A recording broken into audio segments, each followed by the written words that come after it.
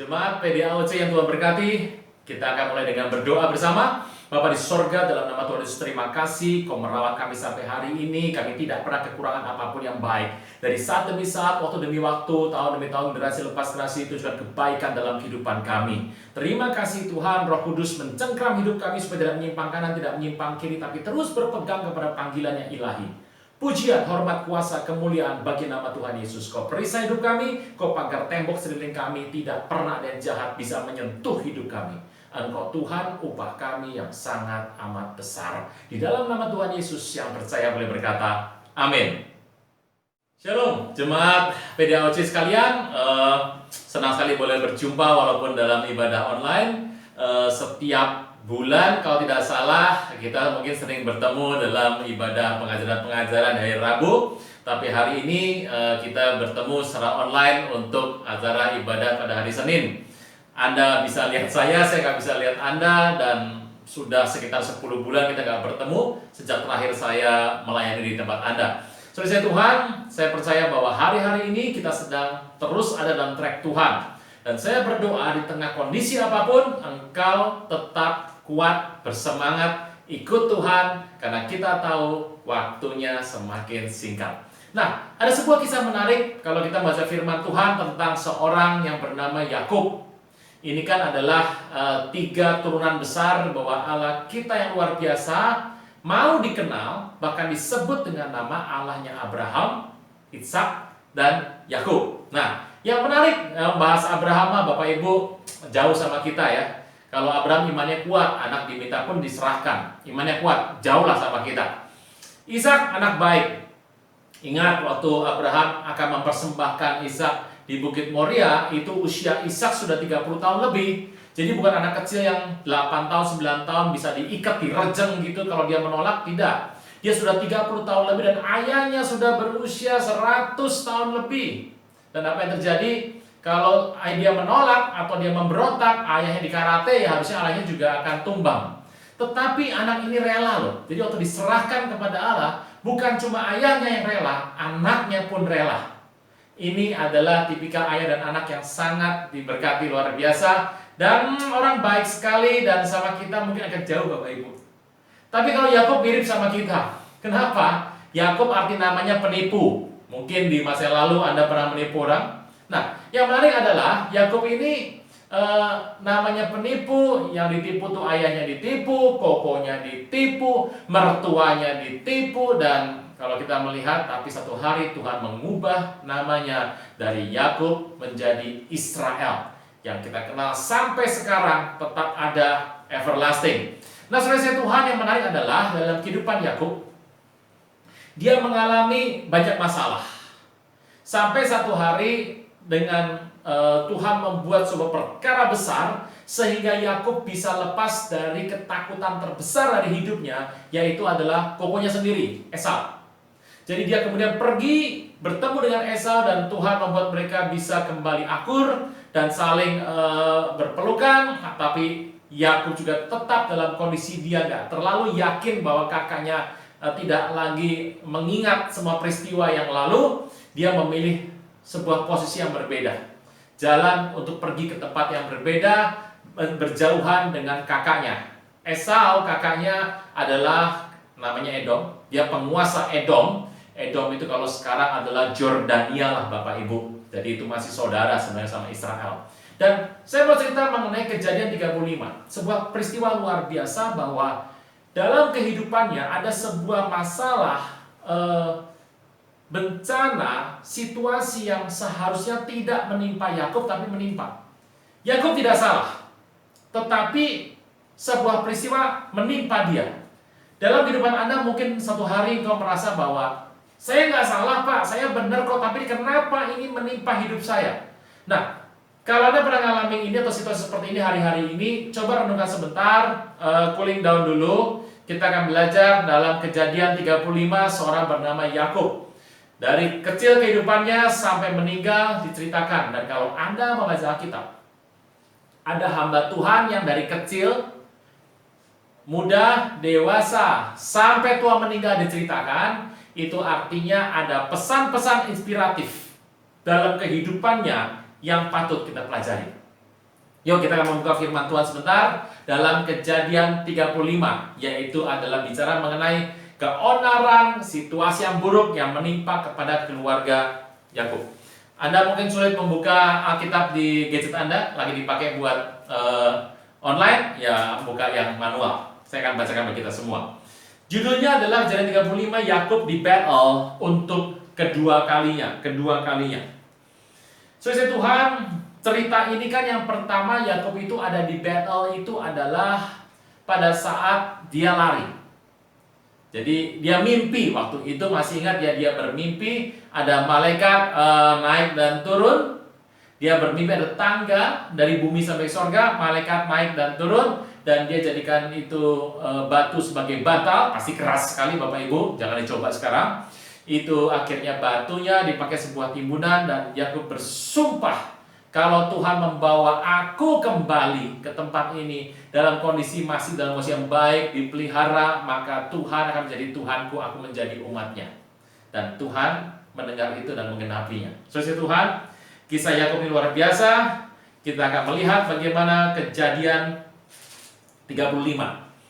Yakub berpisah dengan Esau dan kemudian dia masuk ke sebuah tempat yang namanya Sikem. Nah, ini peristiwa Sikem itu terjadi adalah anak Yakub laki ada 12, perempuan satu namanya Dina, dan Dina ini pasti cantik sekali. Dia itu kemudian anaknya Lea, Yakub dengan Lea. Dina ini ditaksir sama seorang anak dari penguasa yang ada di daerah Sikem namanya. Jadi dia pergi ke Sikem, di situ tuh ada seorang keluarga namanya Hemor. Hemor ini punya anak Sikem. Nah, zaman itu biasalah memberikan sebuah nama kota itu pakai nama anak, itu biasa. Toh Anda juga begitu kan ya? Kalau Anda lagi bisnis, anak pertama lahir, maka PT Anda dikasih nama anak kan sama. Zaman dulu kalau penguasa di sebuah lokasi, nama kotanya pakai nama anak biasa. Dan Sikem anak Hemor ini melihat Dina cantik, dan kemudian karena ya Anda tahu lah, namanya juga orang fasik, gak kenal Tuhan. Timur Tengah pula tempatnya, dan hukum belum banyak di sana, dewa-dewa asing ada di sana, dan dengan cepat saja ceritanya Sikem anak Hemor ini memperkosa Dina. Dan orang Israel tentu saja anak-anak keturunan dari Yakub dan seluruh keturunannya ingat baik bahwa Yakub ini beserta dengan bujangnya, anaknya semua, istrinya semua, waktu mendengar peristiwa ini menjadi marah. Lalu yang terjadi kalau Anda membaca kisahnya, akhirnya Sikem ini orang terpandang, dan ayahnya datang sama Yakub dan meminta supaya udah nikahkan saja. Dan ingat, kakak-kakak dan adik-adik saudara laki-laki dari Dina sudah merancang sebuah peristiwa. Siapa yang merancang itu? Anda bisa lihat, seperti yang merancang itu, yang paling gigih itu Simeon sama Levi. Dan dia merancangkan, kami mau menikahkan Dina dengan Sikem, dan bila perlu adalah kaum perempuan kami menikah sama orang-orang di daerah sana, dan perempuan dari sana menikah sama keluarga Yakub. Tapi dengan sebuah syarat, mereka harus disunat dulu, karena orang Israel disunat, orang-orang keturunan Yakub disunat, sedangkan mereka tidak. Jadi kami akan jadi saudara dengan orang-orang yang ada di Sikem sana kalau mereka disunat. Jadi permintaannya bukan mahar, bukan sebuah situasi yang lain, dengan tipu daya mengatakan minta disunat. Ya karena Sikem sudah cinta dan dia juga orang terpandang, dia ngomong sama sesukunya, semuanya setuju, semua laki-laki disunat. Tepat pada hari mereka kesakitan saat disunat, maka anak-anak Yakub yang laki membantai habis wilayah tersebut.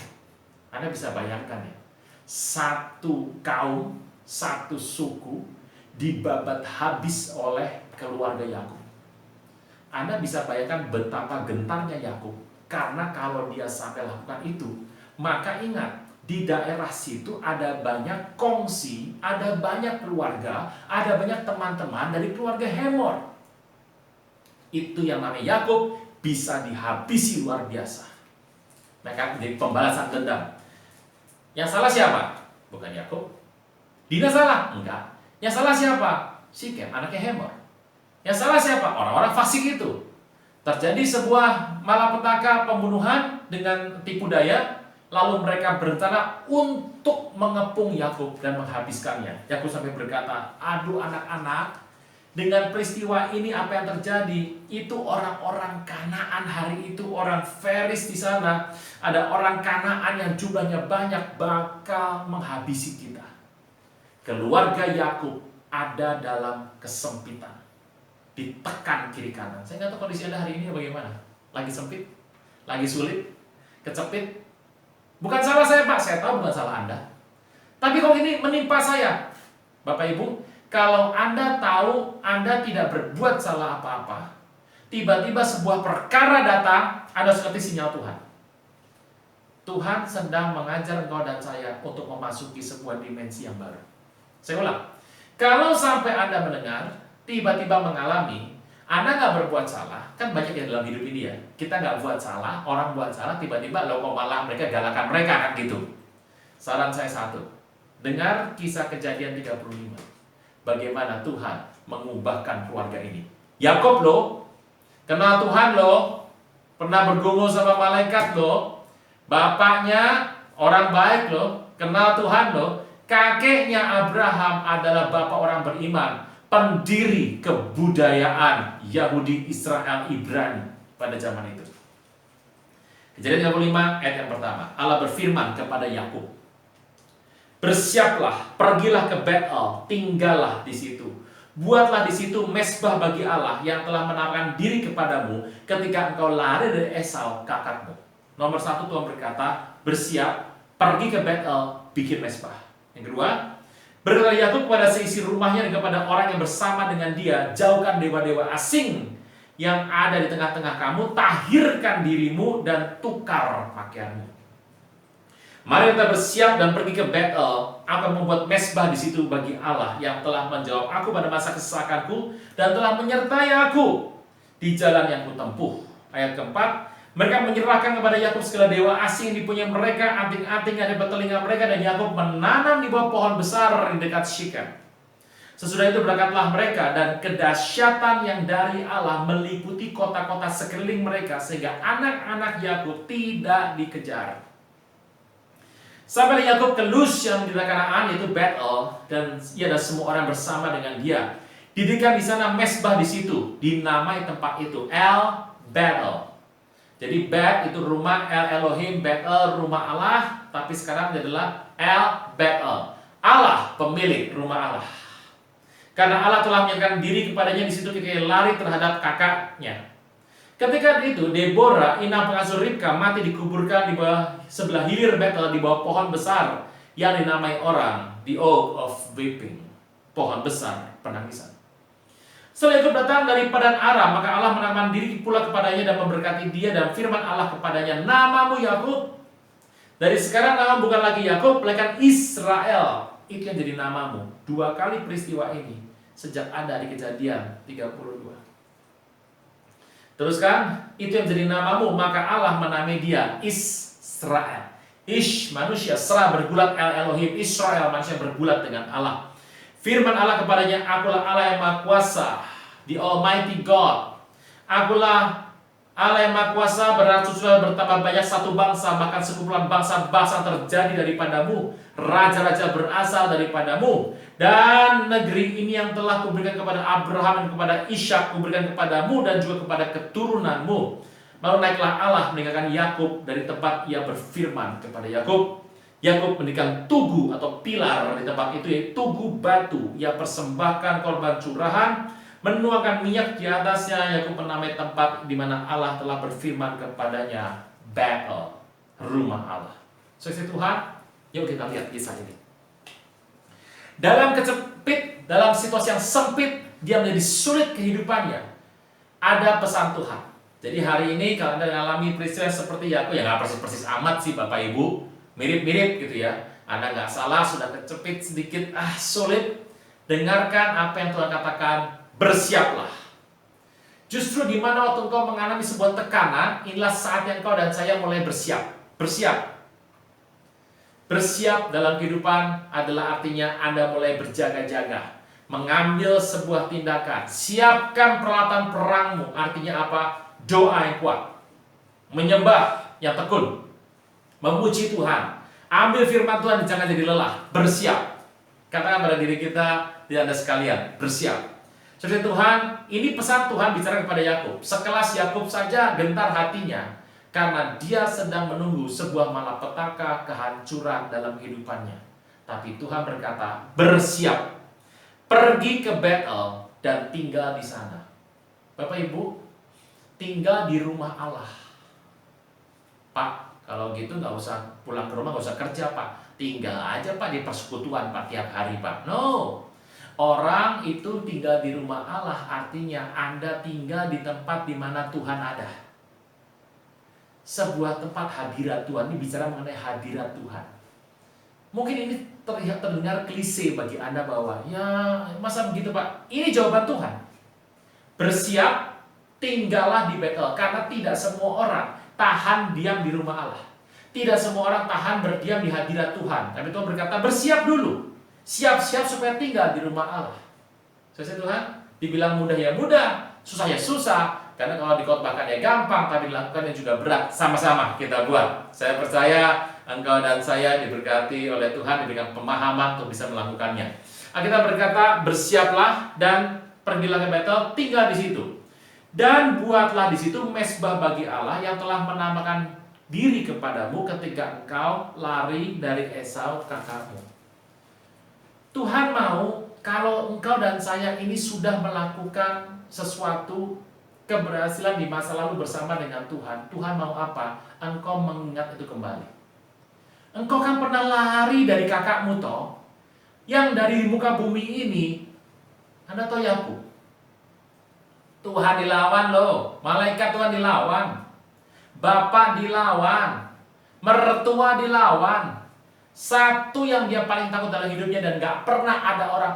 Dia punya istri 4, anak laki 12, anak perempuan 1. Dia punya bujang, punya betina, punya dayang. Dia punya lembu, kuda, keledai, sapi, onta. Dia punya emas, perak, permata, kijang, kuda, panther. Dia punya semua. Mantap ya, kijang, kuda, panther plus namanya kuda jikrak. Ada semua.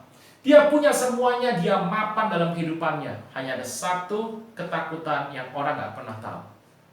Ketakutan setiap orang itu beda-beda Bapak Ibu. Ada yang takut mati, ada yang takut tua, ada yang takut jelek, ada yang takut miskin, ada yang takut sakit, ada yang takut dihina orang, ada yang takut gak bisa berkumpul sama keluarga. Setiap orang tuh punya ketakutan masing-masing. Dan saya mau beritahu, yang tahu cuma Tuhan. Dan Tuhan paling tahu Anda takut dengan apa. Yakub itu hebat, luar biasa, orang pandang dia keren. Saudara saya Tuhan zaman dulu punya anak 4 laki itu luar biasa berkat tuh. Kalau 4 laki sudah luar biasa, 8 laki artinya adalah super duper berkat. Super duper berkat. Saya mau tanya, kalau anak laki 12 bagaimana? 4 kali 3. Ini saya nggak bisa ngomong lagi berkatnya. Yakub itu tampak sangat luar biasa, tapi dalam hatinya dia pakai takut itu cuma satu orang. Dia paling takut dengan satu orang. Namanya adalah Esau. Anda tahu penampilan Esau? Dia penampilan berbulu. Dari ujung kepala sampai ujung kaki berbulu semuanya. Menakutkan sekali. Mungkin namanya mirip dengan Kim Mo Sai Ong, Raja Singa Rambut Emas. Begitu Bapak Ibu, itu film silat. Nah, yang menarik adalah Tuhan berkata, bikin mezbah. Mezbah itu apa sih? Peringatan. Engkau lari dari Esau, aku sudah selamatkan engkau. Bikin hati Esau tuh cair. Kalau yang paling kau takuti saja sudah bisa terlewati, ingat baik-baik. Kalau Tuhan pernah tolong Anda sekali, Tuhan tolong Anda sekali lagi. Kalau engkau pernah ditolong di masa lalu, Tuhan akan tolong kau sekali lagi. Kalau di masa yang lampau teman-temanmu pernah dilepaskan dari masalah, Tuhan yang sama akan lepas kau dari masalah. Tuhan mau apa? Mengingat. Kata mengingat itu penting. Banyak Kristen tidak mengingat. Makanya ikut Tuhan itu bukan seberapa hebat Anda bikin mujizat yang Tuhan izinkan, tapi perjalanan pengalaman Bapak Ibu. Pengalaman bersama dengan Tuhan. Anda harus bisa mengingat bahwa Tuhan pernah tolong aku di tempat A, di tempat B, di masalah C, masalah D, masalah E, masalah F, masalah G, masalah H. Sehingga kalau itu terjadi terulang kali, Anda mengingat. Aku pernah mengalami masalah di B, dan Tuhan melepaskan aku. Jadi kalau sekarang datang lagi yang namanya B1, Anda sudah tahu. Ada Anda bilang B2-nya itu lagi, yang gemuk-gemuk itu. Bukan, ini nggak bicara makanan Bapak Ibu. Nah, saudara Tuhan, kalau Anda dapat masalah B1, Anda ingat, Tuhan sudah lepaskan Anda dari B. Nah, kalau ada B1, ya akan terlepas lagi. Tuhan mau minta apa kepada Yakub? Nomor 1, bersiap. Kembali ke rumah Allah, hadirat Tuhan. Lalu apa? Bangun mezbah. Jadi nomor 1 adalah jalannya harus benar. Go the right way. Jalannya harus benar ke arah rumah Allah. Harus benar. Kehadirat Tuhan. Kalau kau ada masalah, jawabanmu harus kehadirat Tuhan. Banyak orang cari hamba Tuhan loh. Nomor 1 adalah kehadirat Tuhan. Makanya kenapa sih kita menenangkan diri dengan kita menyembah Tuhan, memuji Tuhan. Ada baik Anda bisa main gitar, main musik, Anda bersenandung, bernyanyi. Go the right way. Jalannya tuh harus benar. Makanya urutannya Tuhan sudah berikan urutannya. Alkitab menyebutkan. Bukan saya ngasih urutan loh Bapak Ibu. Ini Tuhan yang ngasih urutan. Pertama adalah go the right way. Jalannya harus benar. Cari yang rumah Allah, yang hadirat Tuhan. Berikutnya dikatakan di sana adalah do the right action. Lakukan yang benar. Apa yang kata Yakub katakan? Kamu siap-siap semuanya. Saya bacakan. Yang Yakub lakukan adalah ayat kedua. Jauhkanlah dewa-dewa asing. Alkitab mengulang berkali-kali. Saudara Tuhan, setiap kali kita ada masalah, problem yang gak enak dalam kehidupan Anda, yang membuat hatimu ciut, membuat engkau merasa sesak, tidak pernah ada sebuah resep lain daripada resep utama ini, yaitu adalah jauhkan dewa asing daripadamu. Kehancuran Israel, kejatuhan Salomo, kejatuhan bangsa Israel kalah dalam perang, semua penyebabnya adalah dewa asing. Di hubungan yang jauh dengan orang, kalau sudah meninggalkan Tuhan dengan ke dewa asing, hubungannya jauh, begitu jauh daripada Tuhan, otomatis semua masalah terjadi. Saya ulang. Masalah itu Anda tidak perlu ngundang. Yang namanya problem dalam hidupmu, engkau tidak perlu panggil. Problem itu sudah otomatis datang pada saat hubunganmu sama Tuhan bergeser. Makanya kita berkata, Tuhan adalah gembalaku. Apa tugas gembala? Menjaga, melindungi, memagari, menuntun langkah kita. Begitu yang menuntun, yang melangkahi kita menjauh dari Dia, kalau segala datang, jangan salahkan Tuhan. Itu prinsip Alkitab berulang-ulang. Kisah sejarah hidup di bangsa Israel. Bapak Ibu, hari Rabu kan kita sudah rutin ya. Tahun ini cuma sampai November ini yang hilang cuma kelihatannya bulan Februari sama Maret. Dari Januari. Senin itu adalah PDAWC-nya. Dari Januari ya, kemudian Rebo ini. Itu tiap bulan ada pelajaran, saya diminta mengisi pelajaran-pelajaran yang isinya terkait dengan bangsa Israel kebanyakan. Sejarah dunia tidak pernah bisa berbohong. Menuliskan karena mereka menjauh, melepaskan hubungan dengan Tuhan, masalah datang. Do the right action. Jalanmu benar, langkahmu benar, tapi perlakuanmu salah, ya salah semuanya. Yakub bilang begini, jauhkan dewa asing daripadamu. Apa yang dibuat? Coba dewa asing, tahirkan dirimu dan tukar pakaian. Tuhan minta mereka pergi, tapi Yakub ngomong ke rumahnya adalah action yang benar. Jauhkan dewa asing. Nomor 2 adalah tahirkan dirimu. Gak cuma barangnya jauh, barangnya dijauhkan, tapi hatinya di sana ya percuma. Dewa asing yang menjauh, kemudian terjadi adalah tahirkan dirimu dan tukar pakaian. Kenapa tukar pakaian? Bapak Ibu jadi orang Kristen itu ada yang bilang, yang penting hati. Iya, saya tahu, setuju. Yang penting hati depan Tuhan. Tapi saya beritahu Bapak Ibu, banyak orang Kristen sekarang suka menggunakan, walaupun katanya hatinya dekat sama Tuhan, tapi pakaiannya, bukan hanya pakaian, yang dipakai, yang dipertontonkan depan orang, itu sebetulnya bukan pakaian yang menggambarkan ketuhanan. Saya ulang. Ini ulang-ulang terus sih Bapak Ibu, penting berarti ya. Kadang-kadang dalam hidup kita, apa yang kita gunakan dalam hidup ini itu mencerminkan pola iman kita. Saudara Tuhan, pola pakaian kita ya, cuma pakaian. Makanan kita, kehidupan kita itu menggambarkan iman kita. Sebuah contoh. Pak, saya ini makan, saya pesta pakai uang sendiri, Pak. Apa saya salah? Uangnya halal, Pak. Wah, ini sudah persepuluhan loh, Pak. Sudah melakukan yang baik, saya nyumbang gereja. Tapi ingat, apa yang kau pakai? Pakai itu bukan cuma pakaian. Semua materi yang kau gunakan itu mencerminkan imanmu. Kelihatan Bapak Ibu. Aksesoris yang kau pasang itu mencerminkan sebetulnya kehidupanmu bersama dengan Tuhan. Jadi orang nggak bisa bilang gini, zaman sekarang Pak terserah baju mau seperti apa Pak, mau bolong atas, bolong bawah, bolong semuanya Pak. Kali saya zaman sekarang ini kan juga ada taman jada bolong nih. Saya juga nggak tahu tuh tanaman mahalnya kenapa bisa mahal begitu. Entah karena namanya atau bentuknya. Saya nggak tahu suka tanaman, saya lebih suka buah yang jelas. Yaitu Anda mau pohon mangga, Anda ambil pohonnya, mangganya buat saya. Saudara Tuhan, menarik sekali. Apa yang kita pakai itu mencerminkan pola pikir kita. Makanya kenapa sebagai umat Kristen, pertama memang hati sama Tuhan harus jelas, tapi dari penampilan saja sudah ketahuan ini orang percaya. Anda bisa bayangkan bahwa pada abad pertama murid-murid Tuhan itu tampilannya saja sudah menunjukkan bahwa dia orang percaya.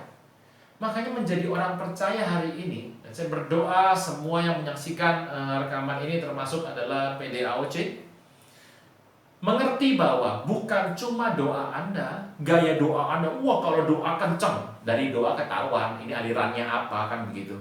Kalau doanya, darah Yesus, kelihatan Pentakosta. Gitu. Kalau tengkang-tengking, kelihatan Bapak Ibu karismatik.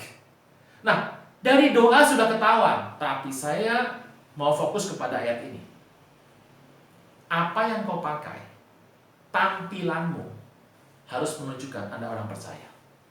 Gitu. Jadi saudara Tuhan, jadi Anda pikir sendiri, jadi supaya ini kita jangan sampai ada batasan-batasan diberikan sampai teknis diatur, ranahnya sudah privat ya Bapak Ibu. Saya tidak akan mengatur itu, tapi cuma renungkan sebentar. Yakub berkata, tahikan dirimu, tukar pakaianmu. Kenapa? Kalau nggak ditukar, pola pakaiannya sudah mirip sama bangsa-bangsa penyembah berhala. Ternyata pada zaman itu, Tuhan mau memisahkan antara pola penggunaan dari barang-barang yang dibedakan dengan orang-orang berhala. Zaman itu orang berhala bahkan bisa menggunakan banyak barbar, bangsa barbar hari itu. Ada yang menggunakan kalung dari gigi musuh. Ada yang menggunakan kalung atau aksesoris dari tulang dari musuh yang dibunuhnya. Itu tidak mencerminkan sama sekali dari dewa yang disembah itu kelihatan dewanya seperti apa. Tuhan berbeda. Yakub berkata, do the right action. Di rumah tanggamu, dalam lingkunganmu, kalau engkau pengambil keputusan dalam sebuah organisasi, do the right action. Sebuah aksi yang bukan cuma mencerminkan hatimu, tapi juga pikiran jiwamu, pemikiran kita, usulan kita dalam kehidupan ini. Bapak Ibu, dari Anda ngusul, bertanya, dari Anda berpikir, ketahuan hubungan Anda sama Tuhan kok.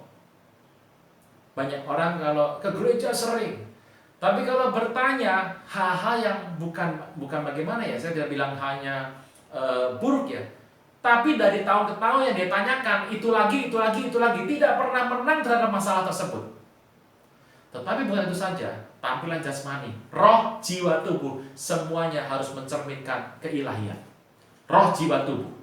Saya tahu beberapa umat muda, anak muda zaman sekarang berkata bahwa, Pak, roh yang oke dong. Kalau soal pemikiran kita kan harus ya sedikit liberal supaya bisa bergaul, dan penampilan juga. Masa sih gereja ngurusin penampilan? Bapak Ibu, kita mengajar dengan jelas roh, jiwa, tubuh kita harus serasi semuanya. Go the right way. Lakukan seperti yang Tuhan mau. Jalannya harus benar, yaitu ke rumah Allah. Alkitab menulis dengan jelas kelak bahwa banyak orang menjadikan rumah Allahnya bukan milik Allah. El Bethel, rumah Allah milik Allah. Ada rumah Allah punyanya penyamun. Ada rumah Allah yang isinya adalah orang-orang barbar. Ada rumah Allah isinya adalah orang tidak menyembah Allah.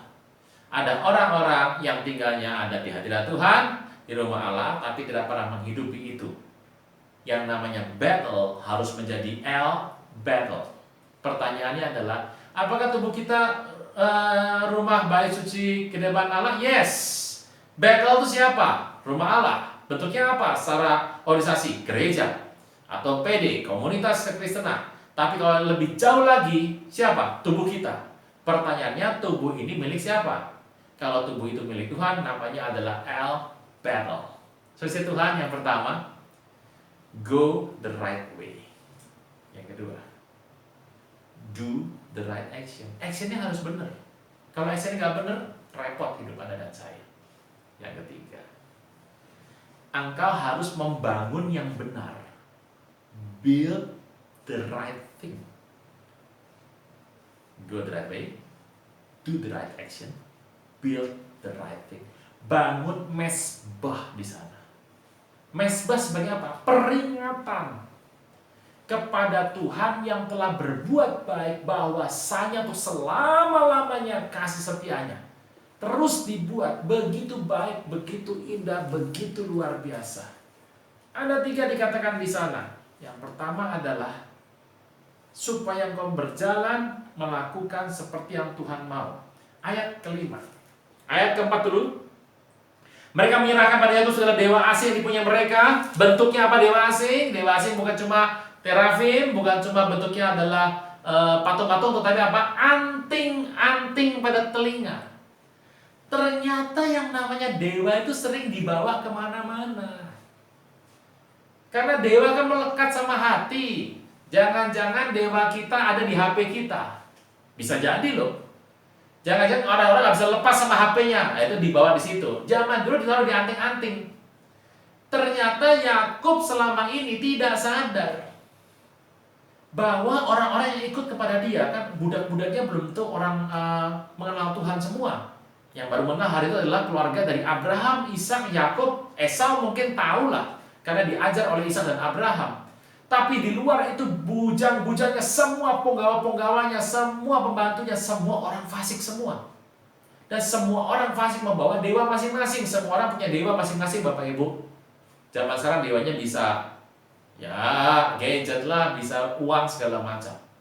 Tapi yang mereka mau adalah, Yakub mau mereka melepas semua dewa ini dan ditanamnya di sebuah pohon besar yang dekat Shechem. Saya senang dengan kata Shechem. Shechem itu artinya adalah kekuatan, power.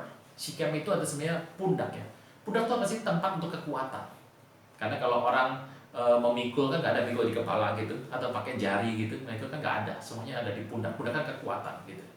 Berikan pundakmu artinya apa? Bantu, tolong. Nah, dikuburnya di Shechem, di bawah pohon besar. Jadi apa sih yang mau dikasih tahu? Dewa-dewa itu kan dewa-dewa untuk kekuatan, keberhasilan, keberuntungan, kemujuran, yang menolong seseorang supaya bisa menghadapi musuhnya, supaya selamat dan tidak mengalami malapetaka. Semua dewa yang kuat, yang hebat itu ditanam di Shechem. Shechem bicara mengenai kekuatan. Semua dewa-dewa yang hebat, yang luar biasa itu ditanam di Shechem. Artinya apa? Dikubur di sebuah tempat yang berarti kekuatan. Kalau kau dan saya percaya pada Tuhan Yesus, semua yang kau pikir hebat, backing-backingmu yang kau pikir hebat, yang kau pikir luar biasa, saya beritahu, tanam semuanya di bawah kaki Tuhan Yesus. Hanya Tuhan yang berkuasa, dan semua itu tidak berguna. Tanam saja. Saya Tuhan luar biasa. Lanjutkan. Nah, firman Tuhan berkata, kemudian pergilah Yakub ke Bethel, dan dia di sana mendirikan sebuah mesbah, dikasihlah nama itu El Bethel. Nah, saudara Tuhan, setelah itu semua terjadi, Maka ini yang luar biasa. Tuhan mengkonfirmasi kembali, memberikan sebuah garis highlight, garis bawah. Yakub dikatakan namanya disebut Israel. Tadinya sudah Israel, tapi pada saat dia bertemu dengan Esau, kemudian dia takut bahwa Esau mungkin masih menyimpan dendam, dia nggak percaya, dia menyimpang ke Sikem. Makanya kalau kita nggak percaya sama Tuhan, kita menyimpang, masalah datang Bapak Ibu. Tapi mana mungkin, ya Anda percaya apa tidak? Tuhan sudah melunakkan hati Esau. Yakub nggak percaya, masih takut, dia menyimpang ke Sikem, kena masalah di sana. Yang salah siapa? Mau bilang Yakub salah? Ya salah nggak percaya, tapi masalah itu datang selalu. Waktu engkau menjauh nggak percaya, masalah pasti datang.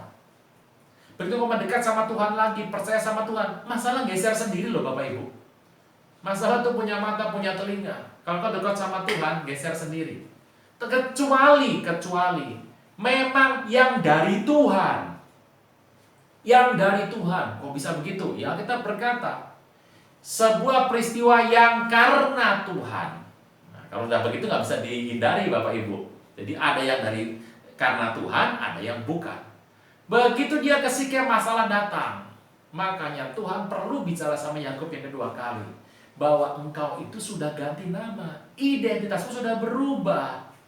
Engkau harus menanggalkan semua yang ada, engkau masuk ke Betel, semua diri bersama dengan engkau. Anda di dalam percaya Bapak Ibu, saya beritahu, engkau dan saya punya tugas loh. Orang-orang yang di bawah kendalimu itu harus mengenal Tuhan.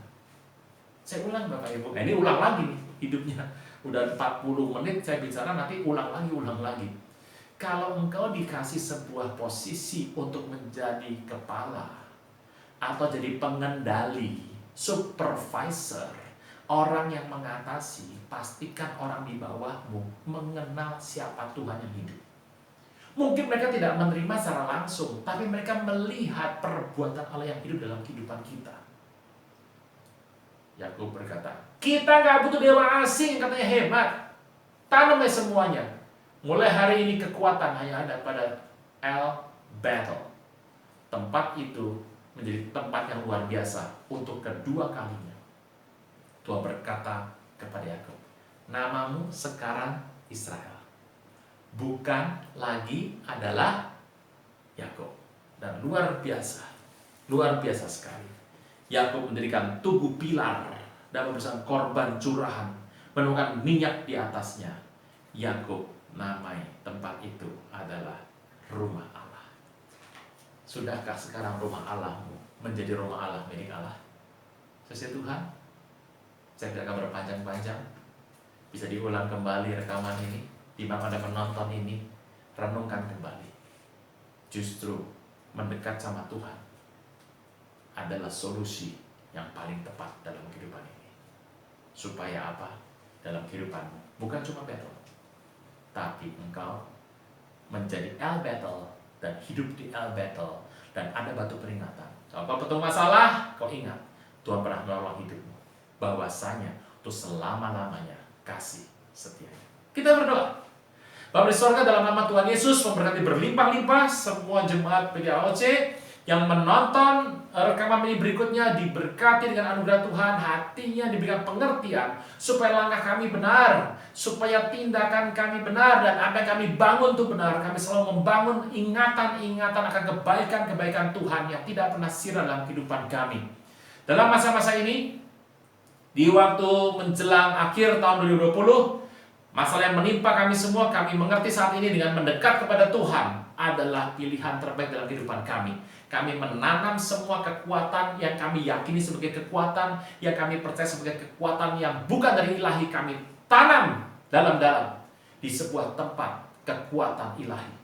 Dan kami percaya kekuatan kami datang dari tempat yang maha tinggi, daripada Tuhan Yesus sendiri. Berkat-Mu berlimpah senantiasa, dan biarlah umat-Mu, kami semua boleh mengerti turunan Tuhan hari-hari ini, membaca sekenal Tuhan, karena kami tahu Tuhan datang segera. Terpujilah nama Tuhan kekal selama-lamanya. Di dalam nama Tuhan Yesus yang percaya diberkati, sama-sama boleh berkata, amin. Shalom.